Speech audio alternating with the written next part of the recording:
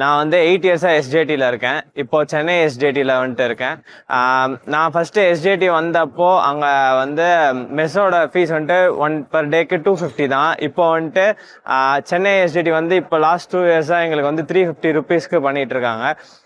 எங்களோட ஃபுட்டு வந்துட்டு இப்போது முன்ன குவான்டிட்டிலையும் குவாலிட்டிலையும் அதிகமாக இருக்கனால எங்களோட பெர்ஃபார்மன்ஸும் இப்போ நல்லா இருக்குது. முன்ன இருந்த இன்ஃப்ராஸ்ட்ரக்சருக்கும் இப்போ இருக்க இன்ஃப்ராஸ்ட்ரக்சருக்கும் நிறைய வித்தியாசம் இருக்குது.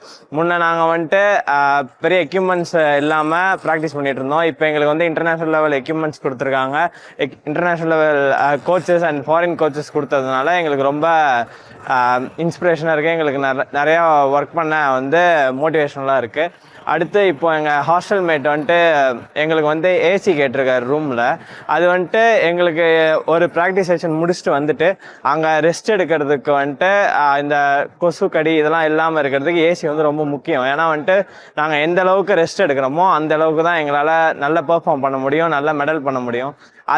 அதோட முக்கியத்துவத்தை புரிஞ்சுக்கிட்டு அவர் கோகுல் பாண்டி எங்கள் ஹாஸ்டல் மேட் வந்து உதயநிதி சார்கிட்ட கேட்ட உடனே அவர் வந்துட்டு அதுக்கான முக்கியத்துவத்தை புரிஞ்சுட்டு எங்களுக்கு உடனே பண்ணி தரேன்னு சொல்லியிருக்காரு.